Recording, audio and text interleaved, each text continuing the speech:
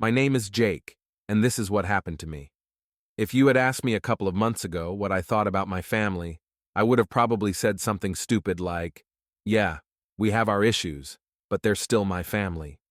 Now I'm not even sure I can call them that. I was never the favorite. My sister was. She was sunshine, babe, baby, and I was just Jake. When we were kids, my mom would stroke her hair and tell her how smart she was, and then she'd turn to me and say, "Did you clean your room?" Even if I did, I'd get a look like something was still wrong. My dad wasn't cruel. No, it was just like he didn't notice me. Not a single, "I'm proud of you," even when I pulled myself through college working nights and studying during the day. Just a nod. Or silence.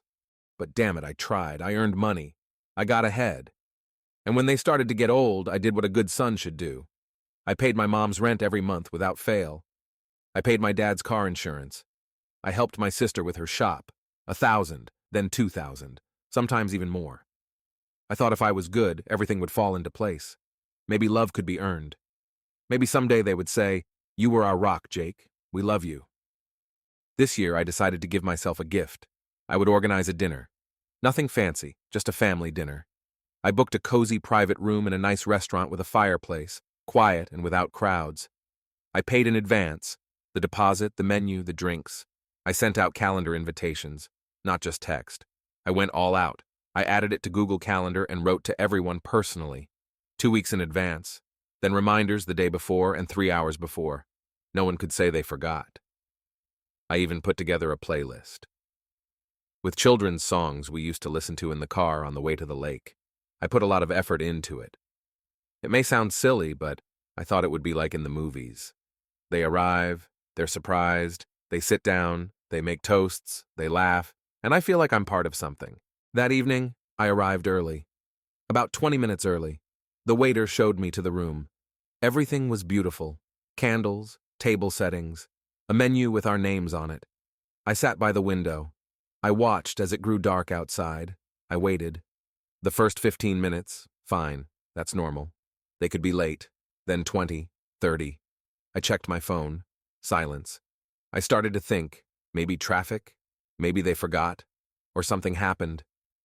An hour later, I didn't know how to sit anymore. The waiter came in a couple of times, politely asking if I wanted anything. I nodded, smiled awkwardly. Then I said, "Let's wait a little longer." An hour and 15 minutes later, I checked Instagram. The first story was from my sister. A steakhouse, a large table, the whole family, her parents, her husband, even her cousin's daughter. The caption read, "Family Night." I scrolled further. A video. They were laughing, raising their glasses, music was playing. I zoomed in. In the background, a waiter was serving dessert with candles. At first, I just sat there. My hands were in my lap and I stared at the table. Then I looked at the empty chair across from me, at the plate. I didn't cry. I just felt nothing. I picked up my phone and wrote a message, to all three of them, in a group chat. Just a reminder, I'm paying for my mom's apartment and my dad's car insurance. And I left. I didn't eat. I just went out into the night I turned 36. I remember standing outside the restaurant, my hands in my pockets, staring at a crack in the asphalt. Inside, I felt a strange silence. Not emptiness. Not anger, just silence. As if everything inside had died. As if all my feelings had been turned off at once. It's the feeling you get when someone suddenly pours a bucket of cold water on you. Everything slows down instantly, and you just stand there, blinking. You don't know what to do with yourself. And then, not step by step, but all at once, the realization hits you. They just decided not to come. They didn't forget. They weren't late. They didn't get the date wrong. They just didn't want to come. I got to the car, got in, and just sat there for 10 minutes. I didn't start the engine. I didn't listen to music. I didn't check my phone. I just sat there. At some point, I realized that my hands were still on the steering wheel. It was as if I was waiting for the signal to start. Only there was no start. Then I went back home. The kitchen was dark. I left the lights off. I got undressed, sat down at the table, and opened Instagram. Just to understand. In the photo, they were sitting at a long table. My mom was wearing a new blouse, which I had ordered for her a month ago. My dad was wearing a shirt that I had brought back from a business trip. My sister and her husband were smiling from ear to ear, glasses in hand. In the background, my niece was eating ice cream. The caption read, "Family Evening." I stared at that photo for a long time, a very long time. Then I watched the video. Someone off camera was joking. My dad waved at the camera. "Happy birthday, Jeffrey." Laughter. My sister said, "It's finally our night." And another toast. The camera pans out and I see a cake with candles. Not my cake. Someone else's. I catch myself thinking, they didn't even try to make an excuse. They didn't call. They didn't apologize. They weren't even embarrassed. I knew our relationship was strained, but I thought, at least they would show some basic respect, basic human thank you, or even a silent attempt not to hurt me. But no, it was a demonstration. "This is our family, without you." My message was short, dry, almost mechanical. Just a reminder, I pay for my mom's apartment and my dad's car insurance. I didn't wait for a reply. I wasn't even angry. I just decided that things would be different now. I was tired of trying, tired of hoping, tired of being convenient. That was it. The next morning I woke up early, probably from the tension, not because of the alarm clock. I just opened my eyes at 6:12. I reached for my phone. No missed calls, no messages. Just a calendar notification about last night's dinner. The smile that escaped me was bitter. I made coffee, sat down with my laptop, and started disconnecting. First, the rent. I logged into my bank account and opened the automatic transfers. My mom's apartment is $1,800 a month. I clicked cancel. The system asked, "Are you sure?" I clicked yes. Next, my dad's car insurance. $420 every 2 months. Canceled. My sister's was more complicated. She had a subscription to an online store through my card. I didn't even remember when I signed her up. I think it was when she asked me to just until things stabilize. It's been 3 years, plus a couple of other services she used to sell things. In total, it was over $300 a month. I deleted it all. How did it feel? Not euphoric, but light. You know, like when you take off a heavy backpack you've been carrying on your back for half a day. You can still feel the marks on your shoulders, but the weight is gone. It's gone.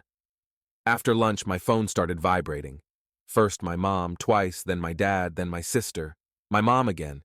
Then all at once, notifications on Messenger, text messages, a WhatsApp call. It was as if everyone had woken up, as if someone had pressed the alarm button. I didn't answer. Then more messages. My mom wrote, "Did you accidentally turn something off? My rent payment didn't go through." My dad, "What's going on with the car? I got pulled over.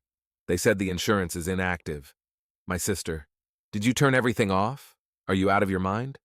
I stared at the screen, just watched everything fall apart. And I didn't feel sorry, not for a second, not one bit. This wasn't a momentary annoyance. It was a breaking point. Yesterday they showed me who I was to them. Zero. Nothing. Not a member of the family. Not a person worthy of the slightest respect. Just a convenient ATM. You know what hurts the most? It's not that they didn't come. It's that I expected them to. That's where I really feel like an idiot. I really thought I could earn their recognition, that if I helped out, lent a shoulder, threw in some money, they would accept me, they would love me, or at least start to respect me. Until the very end, I believed that I could buy myself a place at that damn family table. And then they just posted a photo without me, without even the slightest regret. The first day passed surprisingly quietly. They wrote, called, sent emojis with questions, then question marks, then caps, but I didn't respond. And the strangest thing was that I didn't even want to explain, to prove myself, to justify myself.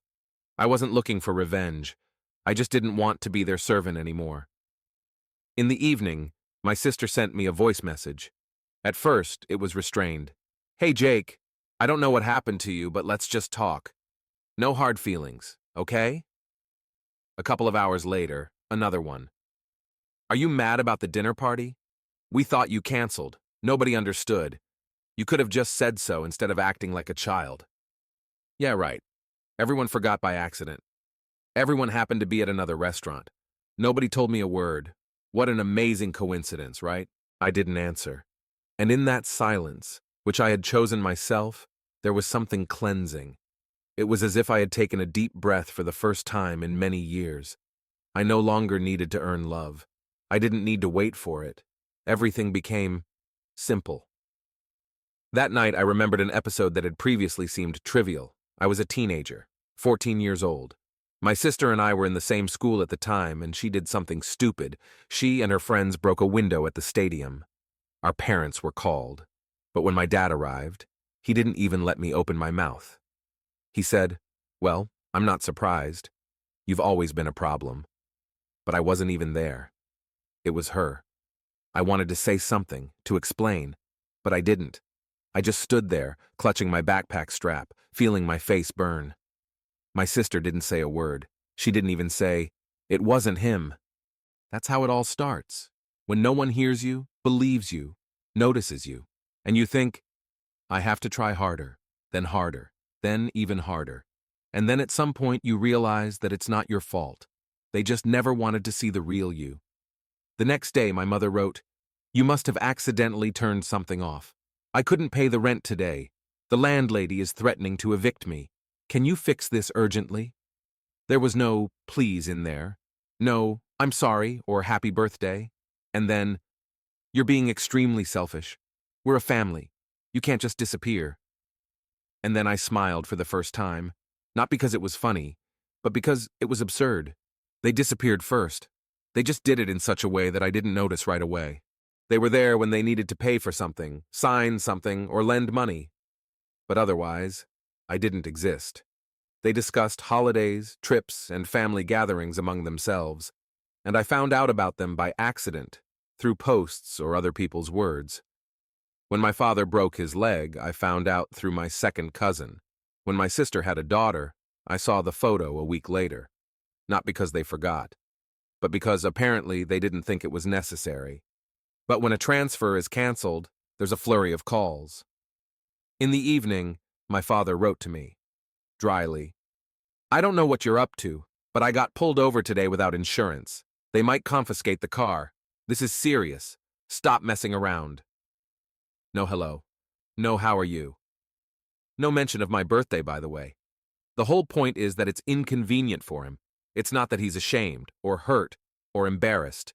Just inconvenient. I scrolled down. My sister started texting every hour. Complaints, excuses, resentment. She missed several deliveries. Customers returned orders. Her card was blocked. Again, "You're ruining everything." Again, "Because of your whims." You know what I realized? They never questioned why I paid. No one ever asked, "Is that enough for you? Are you okay?" It just became the norm. They lived off my money as if it were a basic function, as if I were built into their system, like heating, like Wi-Fi, like automatic doors at the supermarket. It's there. Good. It's gone. Problem. But no one thinks about the device itself. The main thing is that it works. On the third day, I went to work. I put my phone on Do Not Disturb mode. On the way, I caught myself thinking about how much space I had freed up in my head. No need to remember payment deadlines. No need to guess which one of them would ask for money again. No need to plan my expenses around other people's unexpected events. I finally felt what it was like to live my own life. My colleagues asked me how my birthday had been. I lied. I said, it was quiet. They wished me happiness. They were, in essence, strangers. But they had enough tact. My close friends didn't even have the courage to lie to me about why they didn't come. When I got home that evening, there was a gift waiting for me. There was a box at the door. No name. Inside was a scarf. Cheap, no card, no explanation. Maybe it was from my mom. Maybe from my sister. I took it and put it in my closet. I didn't throw it away, but I didn't wear it either. I just left it there. Because a scarf is not an apology. It's not an attempt to understand something. It's a gesture from those who don't want to talk, don't want to listen, don't want to change. Just, here, stop sulking. On the fourth day of silence, my sister sent me her last message at that point. One sentence. "Are you really going to destroy the family over one dinner?" I read it 3 times. Then I put my phone down and stared at the ceiling for a long time. Destroy? No. Just cut off the power supply you were feeding off. And suddenly everything started to fall apart. But you know what's the scariest part? I was actually ready to forgive them. I sat in that room back then in the restaurant and I was still waiting. I thought maybe they would come. Late, but they would come. They would hug me. They would say, "We're sorry, Jake, you're important to us." And I would have forgiven them. No drama, no recriminations, just for coming. But they chose differently. And now they have to live with that. On the fifth day, the real game began. At first, they tried to blackmail me with politeness, then with aggression. And now they've decided on a new tactic: pity and reconciliation. The We're Family game has taken on a new form. At lunchtime, I received a message from my mother. It was long, almost half the screen. I spoke to Linda, my sister. She says you're upset because we didn't come. We didn't mean to hurt you. It just happened spontaneously. We thought you had changed your mind since you didn't remind us. Changed my mind? I sent them all 3 reminders. The calendar had the place, time, restaurant, and menu. I sat in that damn room for an hour, staring at the door. You changed your mind? They're not even trying to come up with a convincing lie. Even here, it's my fault. I did something wrong. I didn't remind them. I distanced myself. There, in the middle of the message, was a line that I reread several times. "You've always been reliable, Jake. We knew you wouldn't let us down." That's it. They were just counting on it, not because I'm loved, not because I'm important, but because I'm convenient, because I always did what was needed, no strings attached, no demands, because I'm reliable. Do you know what it's like to realize that you're not loved, just used because you're consistently quiet and pay your way? At some point, I just said to myself, enough. On the 6th day, one of my family friends wrote to me, Tom. He used to be my parents' neighbor. I remember him from childhood. An old man, but sharp as a tack. He wrote politely, "I don't want to pry, but your mom was crying a lot today. She said you've disowned your family. Maybe you should just talk to her?" I wasn't angry with him. He didn't know the whole story. Nobody did. Because I never told anyone. I kept it all inside for years. The little things, the jabs, the snubs, the invisibility. Because I was ashamed to admit that my family wasn't a family. That they had never been there for me. And you know what I replied? Nothing. I just closed the messenger. Because explaining would mean trying to prove again that I had a right to be hurt. And I don't owe anyone an explanation for my pain anymore. By evening, my dad sent me a photo of the receipt. The insurance debt was $890, and one word, figure it out. Not help, not can you, just an order. Same old story, shut up and do it. Be reliable. Don't rock the boat. And I stared at the screen and thought, what if I'm no longer a rower in this boat? What if I've left their ship altogether and am sailing in the opposite direction? A day later, an internal crisis began. Not for them, for me. I sat in the evening with a cup of coffee, leafing through old family photos, slides from Christmas, from trips where I always stood to the side of the frame, often with a phone in my hand, out of focus. I remembered how even at my sister's wedding, I was seated not at the family table, but next to her husband's colleagues because there wasn't enough room. Or how my mother once said in public, "Well, Jake is a loner. He doesn't like family gatherings." No, Mom. I just don't like it when people don't see me. All my life I tried to fit in, to be needed, to be useful, to earn my place. I thought that if I became the one who helps, the one who saves, they would accept me. And then I realized they didn't need me. They needed my resources. On the 7th day, there was an unexpected turn of events. My sister's employer called me, or rather, her partner in her online store. We had met a couple of times. He was a nice guy. He asked, "Listen, sorry to be so direct, but did you cancel access to the corporate service? It was in your name, and without it, everything has come to a standstill." Yes, there was a paid API tool for mailings. I connected it at my sister's request, not even thinking that they were using it for commercial purposes, just temporarily. And for 3 years, it had been hanging on my account. I said, "Yes, I canceled it. I no longer support their projects." He fell silent. Then he added, "I see. It's awkward to ask, but are you aware that they use you as an investor in all their presentations?" I was stunned. An investor? Yes, I transferred money. but I wasn't an investor. I didn't even know that my contribution was mentioned at all. An investor? I asked again. Yes. Linda always said that you believe in their business, that you all work together like a family. You're in their media kit. They have your photo and even linked to your LinkedIn. I hung up and went to check. It was true. On the website, under About Us, there was a photo of me at a conference 3 years ago, holding a cup of coffee. The caption read, "Our key strategic partner." I didn't even know it existed. They didn't just use my money. They used my name, my reputation, my face, and all while I was sitting alone in a restaurant on my birthday, and they were posting photos from the other side of town with the caption "Family Night." That's when something clicked inside me. Not pain, not anger, something else. I went to the mirror. I looked at myself, tired eyes, stubble, an old t-shirt, and I said out loud, "From now on, it's every man for himself. No more translations, no more subscriptions, no more discounts, no more sponsorships, and most importantly, no more explanations." That night, I deleted them from my favorites. I moved the family group chat to the archive. I blocked automatic payment templates. I even moved their notifications to a separate folder labeled unimportant. And when I went to bed for the first time in a long time, I didn't feel lonely. I felt a quiet freedom.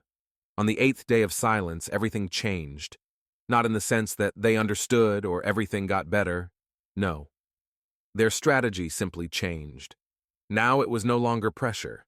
It became a performance, a play, a bad play about, "We love you," but everything just went wrong. My mom was the first. "I don't want you to feel unwanted. I realize we did a lot of things wrong. I wasn't a perfect mother, I'm sorry, just come back to us, we'll fix everything." I reread that message several times. It seemed like it was finally there. Remorse. The words I had been waiting for my whole life. But I felt nothing. No tears, no relief, because it was all too convenient. Where were these words a week ago, when I was sitting alone in a restaurant? Where was this "I'm sorry" when they posted photos with the caption "Family Night"? This wasn't remorse. It was a reaction to the loss of a resource, empty bank accounts, calls from the landlord, blocked services. When a convenient person leaves, the hysteria begins. And they decided, let's turn on the guilt. Then my sister joined in. "I know I behaved selfishly. I'm ashamed. I just thought you were always there and that I didn't need to explain. But I see that we went too far. You were right." "Yeah, right, I was right." "Not we were cruel. Not you are important to us. Just you were right." An admission on the level of, "Yes, you won this round, but the game is still on." I didn't respond. I just put my phone down. Inside, it was quiet. No anger, no satisfaction. Just a clear knowledge that it was fake. Then there were flowers. Delivered. No card. I suspect from my mom. With a note, "I'm sorry, can we start over?" Start over? From where? From where you erased my role in the family? Or where you used my name without permission? Or that night when you sat in the restaurant and laughed while I stared at the empty door? I put the bouquet in the bathroom. I didn't throw it away, just out of sight. I wasn't looking for an ending to this drama anymore. I just wanted silence. The next day, Max wrote to me, an old family friend. He was at my sister's wedding and has known us all since childhood. He wrote via LinkedIn. Can you believe it? Not even by phone. "Listen, brother, could you let this go a little? I understand you're hurt, but this is turning into a strange revenge. This is your family. Revenge? Yes, now it sounds exactly like that. Not defending myself, not walking away. But revenge. I'm not offended.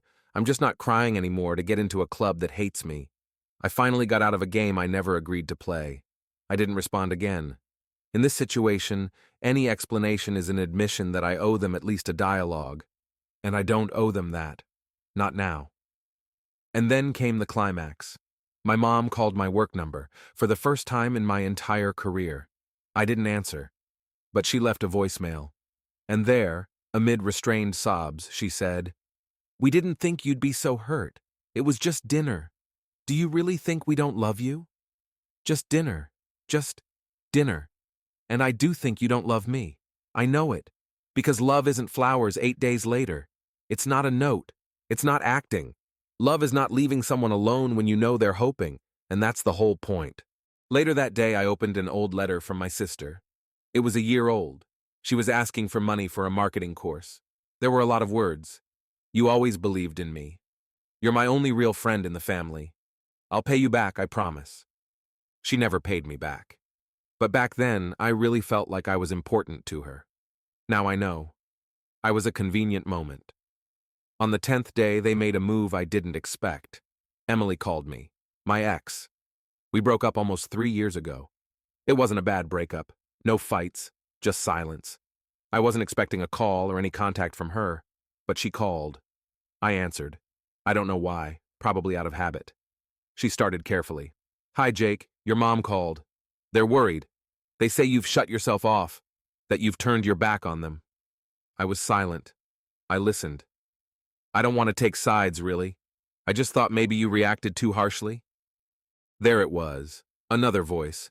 Another person who wasn't there but still knew better. I didn't bother explaining. I just said, Emily, thanks for calling, but I don't need a mediator. She wanted to say something else, but I had already hung up. That night, I sat in the kitchen, staring out the window, and realized one thing. I don't want them to love me anymore, because it doesn't make sense anymore. Love can't be triggered by turning off the translations. It can't appear just because you feel uncomfortable. Love isn't, we'll fix things, just come back. It's, you're important, even if you don't give us anything. And I'm not giving them anything anymore. And suddenly it became easy. It was like I took off an old, torn jacket that had rubbed my shoulders for decades and made it hard to breathe. I went outside. The air was cold. I breathed in. And for the first time in a long time, I didn't feel guilty. I didn't plan to destroy them. I didn't wake up in the morning thinking, how can I get back at them? I just removed my part. I removed myself. I stopped supporting them, and everything else fell apart on its own. On the 12th day, my mother moved out. I found out by accident. A mutual acquaintance, a woman from her building, wrote to me on Facebook, Your mother moved to the neighborhood across the bridge. Is everything okay? Her landlord said there were problems with the rent. No drama, no shouting, just a fact. My mother is no longer in that cozy apartment where I paid rent for the last 7 years. Now she lives in a small studio in a building with no elevator and a shabby facade. She didn't write a word to me about it. No requests, no complaints. She just gave up. It wasn't even bitter. Strange, but I felt something like sympathy for her, but not strong enough to go back. Dad didn't give up so easily. On the 14th day, I received a letter, a regular paper letter. In my father's handwriting, short. You made everything difficult. They took my car. I had to sell the old boat. You know how I felt about it. It's all because of your stubbornness. He still didn't get it. I didn't make things complicated. I simplified them. I just turned off the flow. I just removed myself. And the boat. That boat had been in his backyard for 15 years. It never went out on the water, but he always told everyone that as soon as he retired, he was going to sea. A legend for the guests. He didn't write, I'm sorry. I regret it. I understand you. Just, you ruined my plan. On the 15th day, my sister's husband wrote to me, for the first time in all that time. Jake, I don't want to interfere, but Linda is very upset. She's on the verge of a breakdown. The business is falling apart. She can't sleep at night. Everything is falling apart. Maybe you've already proven your point? I reread the message several times. Pause, pause, pause. You've already proven your point? What point exactly? That I exist? That I'm a human being too? That I can't be ignored while I pay for other people's mistakes? I didn't respond. Not because I didn't know what to say. Because it was all about them again. It wasn't a question of, how are you? It wasn't an attempt to understand, but an attempt to stop the consequences. On the 16th day, one of my nieces wrote to me. She's 19. She's in college. We hardly ever talked. But I once sent her money for a laptop when she was applying. I told her, don't tell anyone. Just study. She wrote, I don't know what's going on, but if you're reading this, I'm with you. I always thought you were the only adult in this family who took me seriously. I sat with that message for a long time, a very long time. I didn't reply. I just smiled. Maybe that's it. Something real. And then what I had been waiting for happened. But I didn't know when. They started lashing out at each other. First, my sister posted a story where she, not directly, but very suggestively, blamed our parents. She said that some people consider themselves victims, forgetting how they always took advantage of those who tried to help everyone. Wow. Wow. This from a person who took all her life and never gave anything back. And then, literally the next day, my mom posted a quote about how children forget who raised them when they start earning money. And in the comments, likes from my dad, sarcastic emojis from friends who were clearly aware of the conflict. And so it began, a mild civil war within the family. Without me, I was no longer a target or a wall, just a person who left the room and closed the door behind him. My relatives wrote to me. They asked, "What happened? Why did you disappear so suddenly? You were always so level-headed." And I just didn't answer. Not because I was angry, because I didn't want to lie.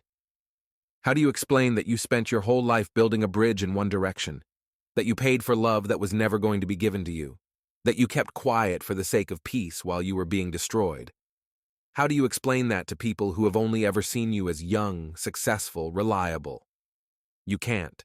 On the 17th day, I went for a walk, without my phone, without headphones. I just went out. I walked through the park.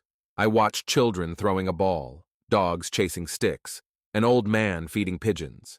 No one knew me. No one knew that my whole family system was crumbling behind me. And I suddenly realized, I'm okay.